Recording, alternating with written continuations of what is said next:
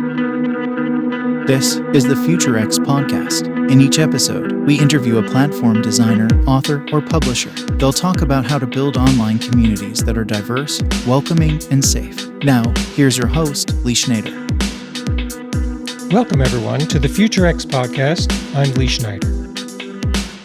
In today's episode, you'll meet Dr. Nicole Haggard, who is an award-winning instructor, speaker, and published researcher with 16 years of study about the intersection of race and gender in American culture. In 2018, Nicole co-founded the Center for Intersectional Media and Entertainment, that's CIME, an organization dedicated to advancing representation. We're going to talk about her experience with her co-founders of creating and sustaining CIME. Nicole, welcome to the podcast. Thank you. Happy to be here. So first, let's start at the beginning. What is CIME? What is CIME? That's a great question. CIME is an organization that works in a couple different ways, but our major goal is to transform our collective relationship to the stories we are all watching, right? We're all consuming media. We're all consuming entertainment media. And we really want to advance a conversation of what does that look like on screen and how does that impact us as people? So in order to do that, we have to work with what we call our 5 A's, which are audience members, right? It's like all of us consuming, activists, who are people who care about representation and the issues about representation, and are doing that work. We work with academics who care about research. We work with allies in the industry, so folks that are wanting to make a change. And then we also work with artists, so be like content creators. And so for us, it really is the combination of the 5 A's that come together in different ways that we're able to do the work that we do. And sometimes that looks like a research project. We just finished a huge research project with Amazon Films and the Sea Change Institute. Sometimes that looks like a workshop. So we do Hollywood White Supremacy and Me. That was for allies who wanted to learn how to do better work. We do talks all over the place. So we're really involved in a really intersectional approach to just getting our message out there and getting content creators and audience members to think differently about what they're producing. Now, the obvious question is why? Why did you start doing it? And why do we need to do this? So my PhD is at a cool intersection of critical race theory, women's studies, and film studies. So I had always been deeply rooted in the data of what's going on screen, knowing that women are only 33% of the speaking characters, right? Data like that would just shock me.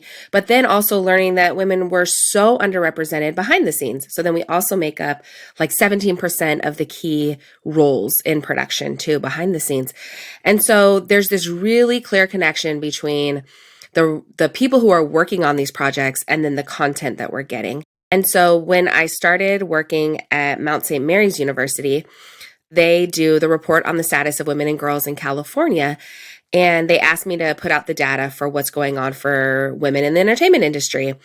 And so I put out that data, just gave you some of the stats there, right? And I started going to all these events and people would just spout the data without any context, right? And it became super clear to me at all of these huge women's conferences, women's events, all of these things, women in entertainment, they weren't talking about how this impacted us as people, right? What does it feel like then to be the only woman in the room? Because that's usually the experience. And the only woman of color, the only person of color, right? How does that feel to walk into that room and try to make change? And what is that making, what does that do to you as a person, right? And so I was I think there's a big call for us to gather. And I started having what I call the Women in Hollywood circles. And so they were 4 women who were working in the industry and we would get together almost like an AA meeting, right? And just talk. And I would do some grounding exercises. And a lot of people were this is like church for my career, and they feel so isolated and alone. And so it was great to come together and share the experience of what they were going through. So I started doing those on my own. And then I was nominated as one of 50 women changing the world in media and entertainment for the way that I bridged academia and activism in this space of women in entertainment in Hollywood. And through that, I met Joy Donnell and Munica Lay, my two co-founders of CIME. And they just thought that personal level of what I was doing was really interesting. And we loved the intersectional approach. Like, I'm an academic. Munica is a studio executive. Joy is an author and a producer. We're all activists in our own right, in our own different ways. And so we were like, let's come together and bring all of these different perspectives together to create some change. So it really was grounded in that need for creating data with soul. Like, what is the human element to these numbers, right? Like, the data is speaking truth to the power, but then what do we do with that and what do we do about that? And so coming from our three different perspectives is what really sort of like bolstered CIME and got it going. Great. So a lot of questions here. Let me try to start at the beginning. Yeah. People behind the scenes and what we see on camera, behind the scenes, what we see. Maybe a lot of us aren't thinking about the relationship there, the direct relationship. Like, if it's all a bunch of white guys in a room, you get a certain kind of entertainment. That's what shows up on Netflix. Is it true? And how does the constitution of the writer's room, of the producers, how does that change what we actually see on screen? So let me pull up the exact stat for you. The Center for Study of Women in TV and Film puts out their studies every year. Martha Lausen is an incredible researcher who does this. And they have reported, right, that there is a direct connection between the roles of women you see on screen and the people working on those films, right? So in films with at least one woman director and or writer, females will comprise 56% of the protagonists, right? But in films with exclusively male directors and or writers, females only account for 23% of protagonists. So really what that is showing us that including even just one more woman behind the scenes increases the visibility and quality of the female characters on screen. So over 30 years, really, like when we're looking at this data, not much change has happened. And really the numbers of women behind the scenes peaked in 2018 and then has started to go down again. And so it's really frustrating when we know that even just having one more person in those rooms, right, increases not only the likelihood of there being a lead female character, but also the quality of that character. Like, what are they going to be talking about? Will the film even pass the Bechdel test, right? Like, can you have two women talking to each other at the same time? There's all of these different like layers. Like, we could talk about age, we could talk about race, we could talk about if they have a job, if they're even seen doing that job.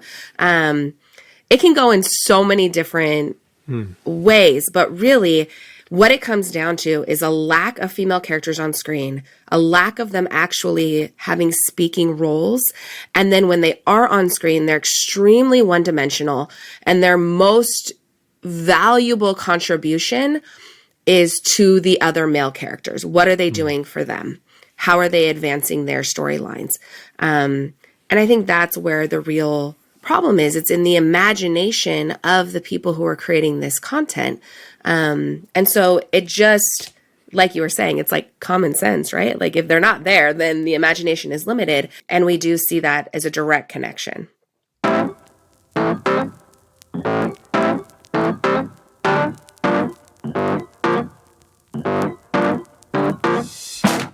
Movies, TV, they're delivery systems for ideas. Yeah. And sometimes the creators of those decide you need a Kevin Costner, a white dude in there, to be part of that delivery system. Otherwise, they assume it won't play. It's not going to work. But obviously, what you're saying is we need to question this. We need to question these systems of delivery of these ideas. So let's turn that around a little and ask, okay, CIME, we described a little bit what it does, and these are important world-changing ideas that you're talking about. But how do you get them across? Yes, the numbers are great, but as you said, people need stories, not just numbers, and people need examples about themselves, not just numbers. And people need to kind of talk this out on their own, in groups sometimes. And I've seen some things on CIME, on LinkedIn, and other kind of live streams sort of things where just people get to talk about movies, which people love to do, aside probably the number two thing, first talk about myself, then talk about movies. That's what most people like. But why did you choose that kind of conversational, let's get out the popcorn, and watch the movie together? Why that? Why do that? So a lot of it also comes from my background, right? And one of my favorite thinkers is Bell Hooks. And she has this piece called Movie Making Magic. And she talks about there's nothing more powerful than cinema to really teach us about race and gender and sexuality. Like, it is the ultimate teacher, right? And it's teaching you constantly in ways that we don't even acknowledge. So there's that, right? There's yes, media is one of our primary media is one of our primary socializing institutions, and we need to acknowledge that. And so that's an easy source. And then two, gosh, everything we learn about who we are, who other people are, how to argue, how to love, how to do anything, right? We're learning from the movies. And like you said, people love talking about it. So because we have this rich data at CIME, right? We have the research from my dissertation that really looked at the production code era, which was the rules of what could and could not be in the movies. And we have all of this other data that we produce, right? That gives us this modern view. So what we discovered, and what I discovered, was that through these rules, they created cinematic segregation, right? And there were rules about who could be on screen together at the same time. So, for example, one of the rules was the miscegenation clause, which forbid sex relationships between the white and black races. And what would happen is you would submit your script to the production code administration and tell them what story you wanted to tell, right?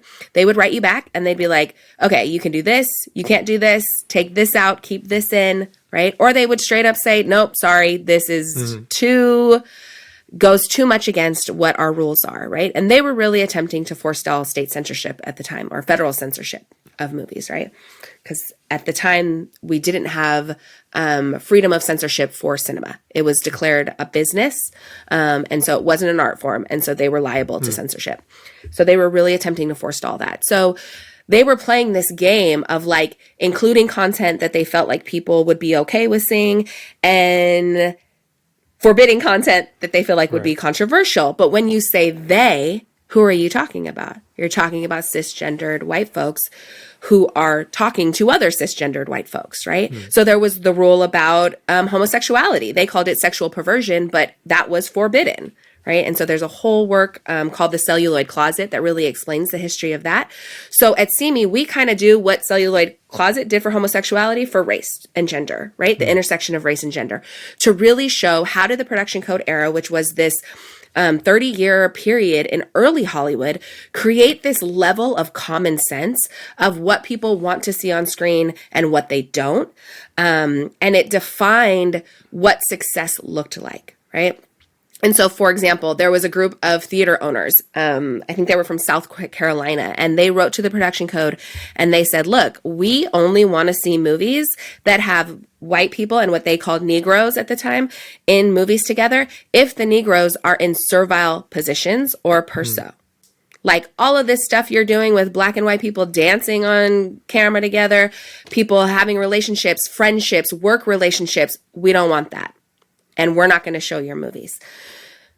What I think is important to remember is that things would not be banned, things would not be forbidden, things would not be censored if they weren't being put in front of us in the first place, or if people weren't trying to make this content in the first place.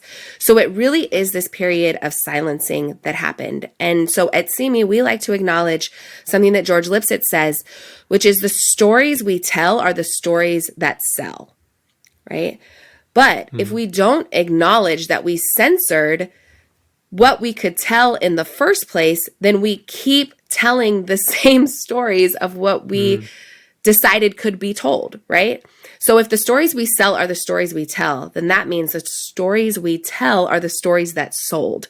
But we don't acknowledge that we censored what could be told in the first place. And when we share this history with folks, getting back to your question about how do we do this, right?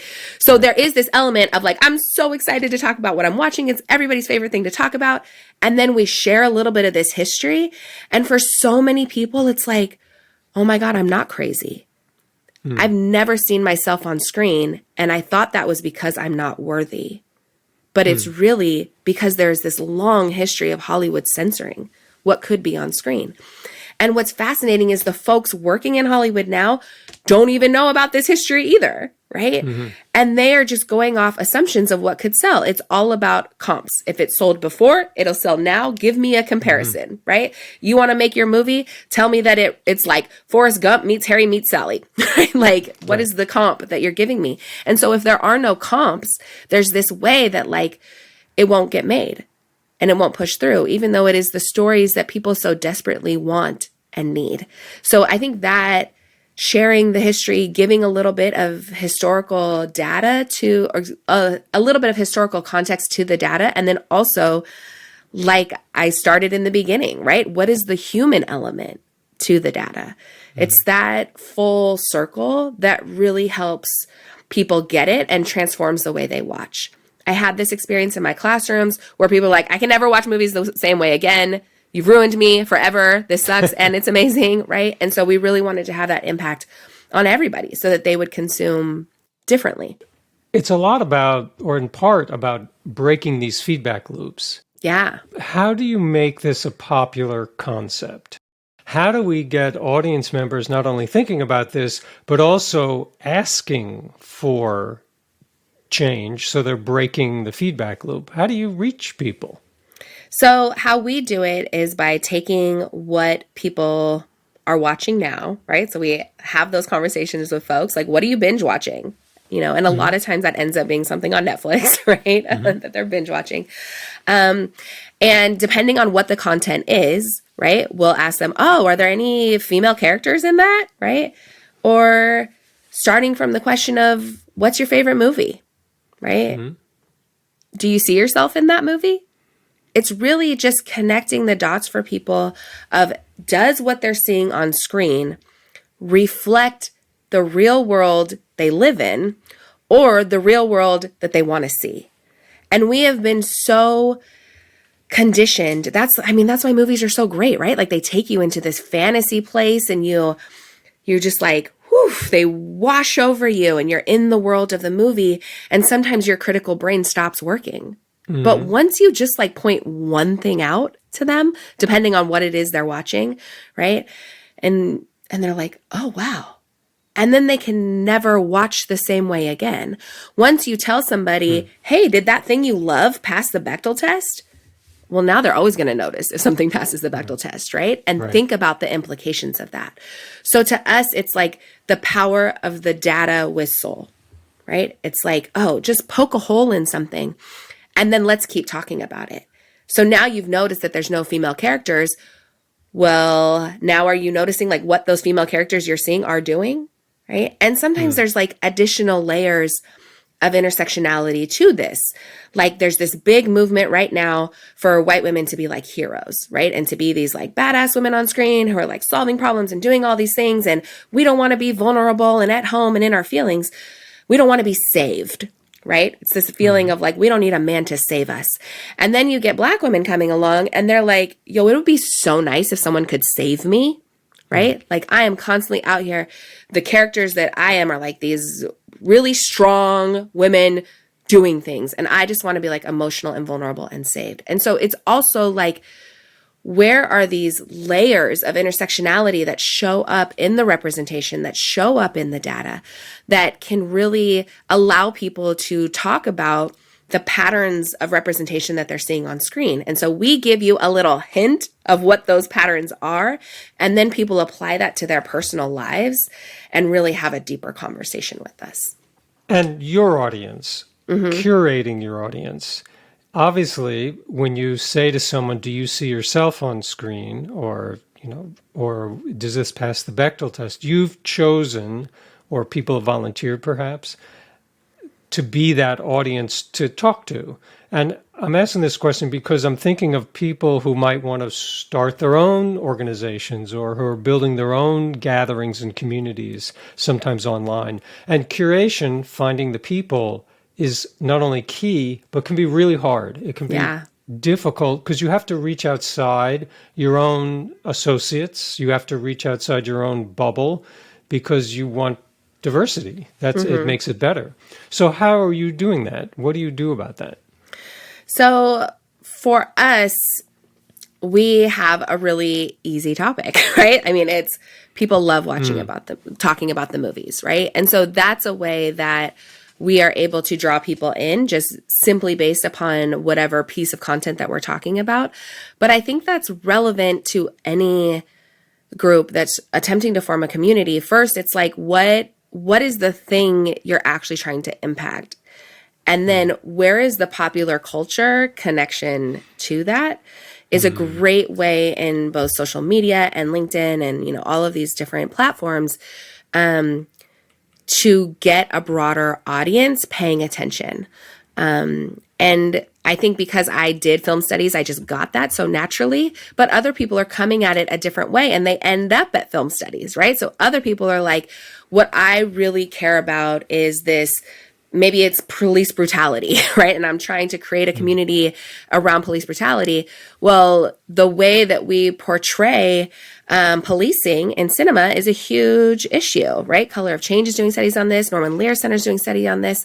So there is always a way that the way the thing you care about is portrayed or being talked about will show up in popular culture. And I think grabbing those popular culture moments that you care about is a great way to bring people into your conversation. And so, for example, we're working with a project right now that's focused on women in STEM and really advancing the movement for women in STEM. And so part of what we're doing is pulling all the examples of what's going on in popular film and television right now that's related to characters of women in STEM. Is this what do you think about this character? What do you think about this character, right? What do you think about this moment that's happening? So I think that's a super easy way, right? That you can curate content and draw people in for your audience. Yeah, that's great. Pop culture, powerful vehicle to at least get people's attention. Yeah. And get them interested. And that's what we find. People love, like you said, people love talking about what they're watching, And so where can you pull that in to your conversation and get people to see the thing you care about? What are your must-haves for a community of people? Let's say we're building a movement. You're building a movement. So you probably face this all the time. Who are the people I want listening to me and why? And do I need diverse people and where do they come from? And where is it about the power center people or is it about the popular people? Who will give this voice? Who will carry this forward? I know it's a big question, but I'm sure you've thought about it. Oh, yeah, for sure. I mean, for us, there's two things that I'll talk about. So one is that idea of diversity in the first place, and then who do you need at the table? And both of these are framework shifts, right? I think when you are deciding what you're doing, what is your entry point? What are the assumptions you're bringing about who is your audience? Who are your people in the first place? And I think this word diversity is getting thrown around a lot, and we need to really tune into what do we really mean. So often in our industry, and I'm sure this relates to other industries, diversity means including one person who isn't a white male at the table. And now that person is diverse, not us as a community are diverse, right? So that's the first. We as a community have to be a diverse. A person is not diverse. A group of people is diverse, right? The second piece of it is what is diversity anyways? And in American culture, we have boiled that down to literally your phenotypes. What do you look like, right? If somebody looks different from me, then we've created diversity. But if you can easily poke a hole in that as well, and I'll give you an example. I had an assignment in one of my classrooms. It was a journalism classroom. And so they had to kind of when you're in elementary school and you're picking teams, right, for your kickball or whatever, right? So they had to, we had team leaders and they had to pick teams and create the most diverse newsroom, right? So how would you do that?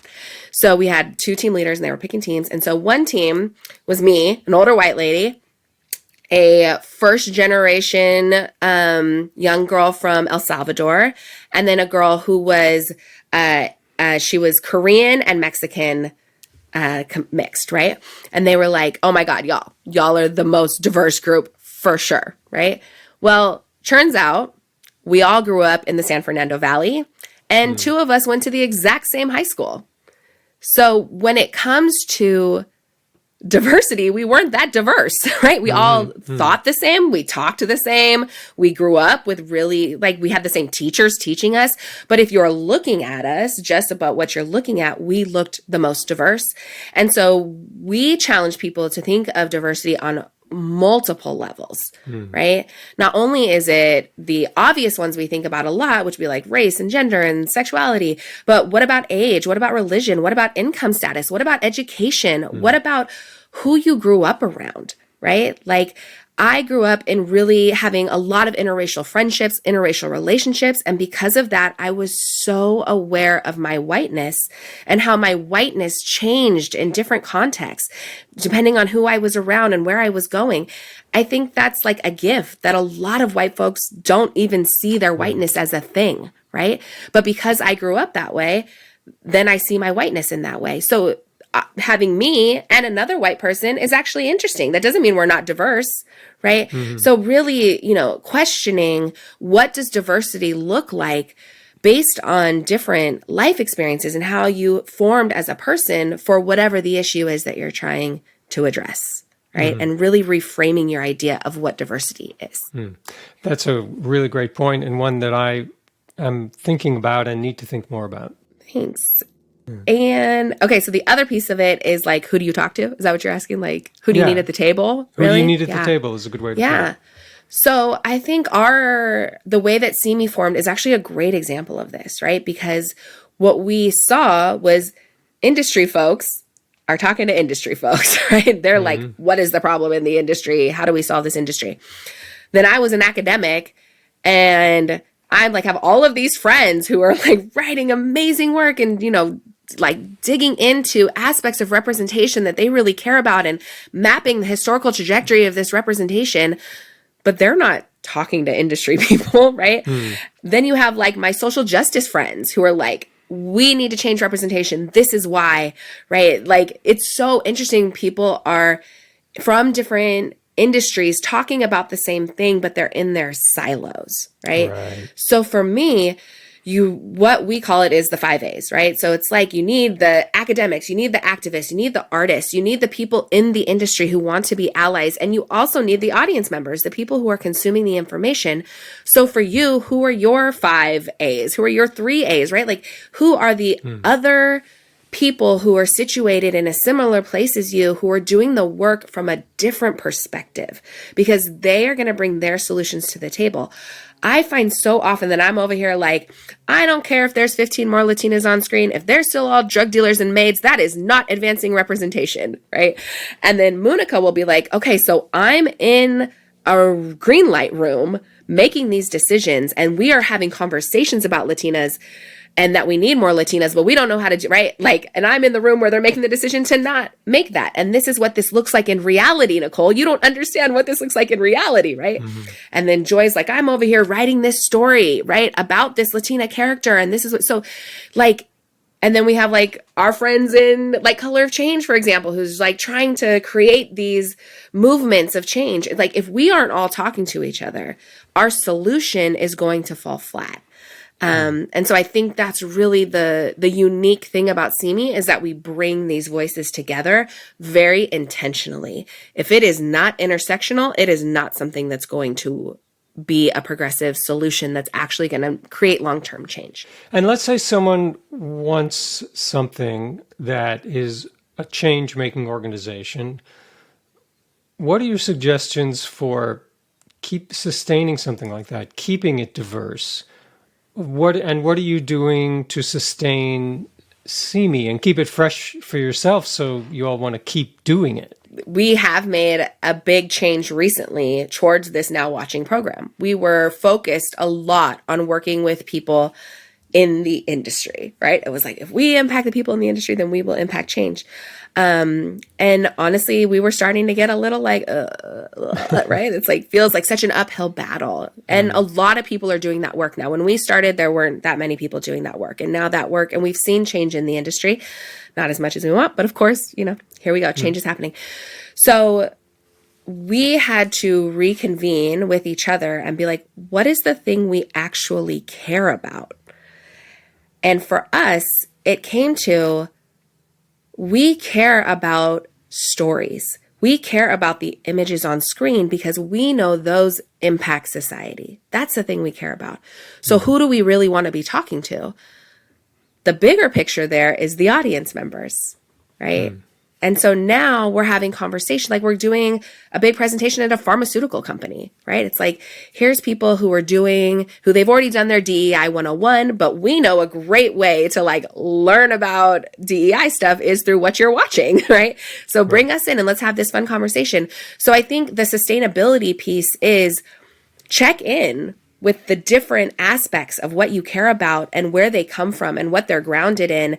And as you're combining those, like dig into one, right? And be like, oh, what could I be doing that's cool in that space? And I think that's why having multiple people from different industries addressing the same issue at the table, whether it's your founder of your business community or if it is your community of people that you've brought together that you're serving, talking to them, right? And asking those questions, like, what are the solutions? A lot of times that is the thing that will sustain you, is hearing somebody else's perspective on the thing you care about and figuring out a way together to move forward with a solution with that.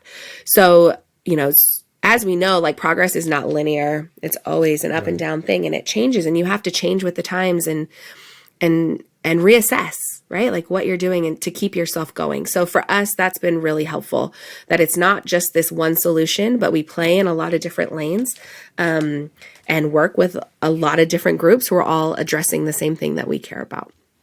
I think people end up using the term burnout to sort of cover a lot of things. Yeah. But one thing that really can happen is your mission, it doesn't get stale, because you still care about what you care about, but it's how do we keep doing this? And what I'm hearing from you is that revisit your original passions and look for different ways, different audiences, different ways to get at them.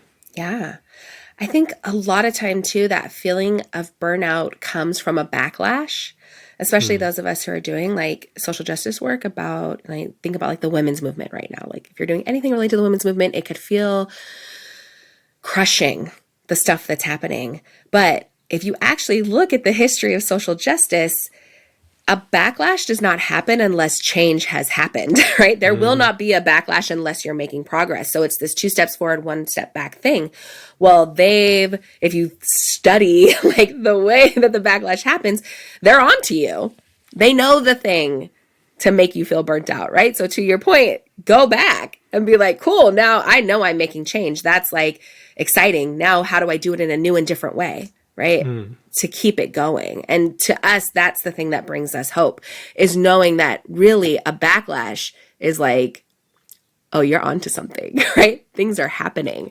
And that's why there's a backlash. And it's not this moment of crushing despair, right? And that's the reframe that we do to help us keep going. Is there anything that I forgot to cover or that we didn't get into? When it comes to online communities in particular, I think it's super important to work with young students. There are so many students who are experts, especially in online communities, because they like do this like a second language, right? They've grown up with this stuff. They understand how to create content in really interesting ways, and they will bring you a diversity of perspective just basis of their age and the popular culture that they're consuming, right? And so having these conversations with them and bringing them onto your teams, whether it's an internship, if you can pay them, please pay them for their internships, but a lot of students can get course credit for their internships as well. Bring them onto your team, have conversations with them, kids who are like passionate about the thing that you're passionate about, and have them help you create content that's going to resonate with folks, and teach you some of the the skills, right, of how social media actually works. We've been doing social media for so long, and now I feel like I'm like, I don't even know how it works anymore. It's changed so much, right? And so we're constantly bringing younger folks to the table, talking to them to have them help teach us, how to really create these communities in great ways. So they're an invaluable asset to us. Well, Dr. Nicole, thank you so much for joining me today on the podcast. This was great. Thank you, Lee. This is fun to talk about stuff we care about. Thanks for joining us on the Future X podcast. Listen on Apple Podcasts, Spotify, Amazon, Google, or anywhere fine podcasts appear in your feed. Post a comment on Apple Podcasts, and we'll read it on the show. For more info about Future X, visit futurex.studio.